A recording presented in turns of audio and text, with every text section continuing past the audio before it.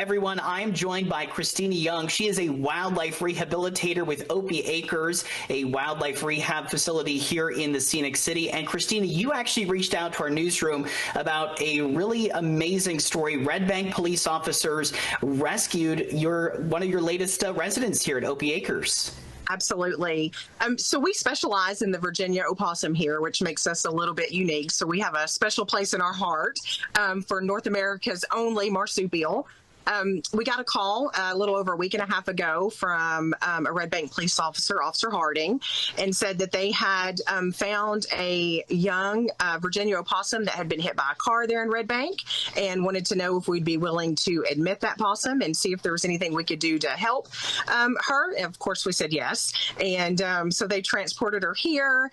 Unfortunately, she did take a really hard hit to the head. We found out she was a female. She's a young female, a little over a year old, one of last year's babies. So she still has quite a long time, to live in opossum years. She is being treated for a traumatic head injury. And typically we see that a lot starting in October, November, December, a lot of cars versus wildlife situations. Red Bank Police Department named her Harriet. They weren't sure if it was a boy or girl initially, so it was either going to be Harry or Harriet. So she is now lovingly called Harriet. She came in critical condition. She was really unable to hold herself up. And when she did, she had a tremendous tilt and was spinning and very disoriented. She is currently doing better. She was having to be catheter fed when she was first admitted. She is now eating on her own. Scrambled eggs are her favorite.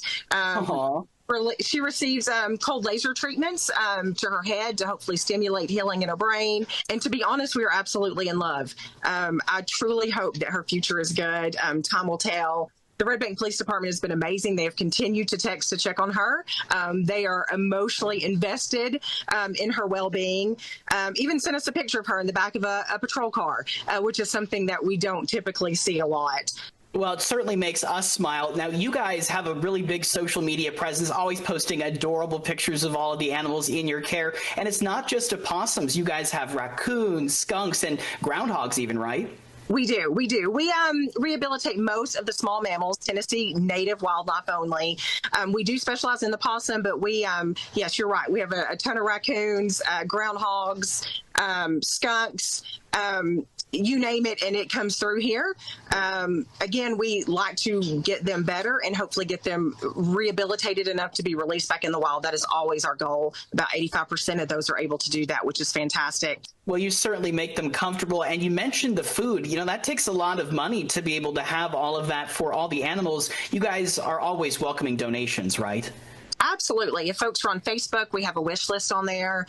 Through Amazon, we go through a ton of small things that people don't think of, like sardines and Cheerios, canned fish.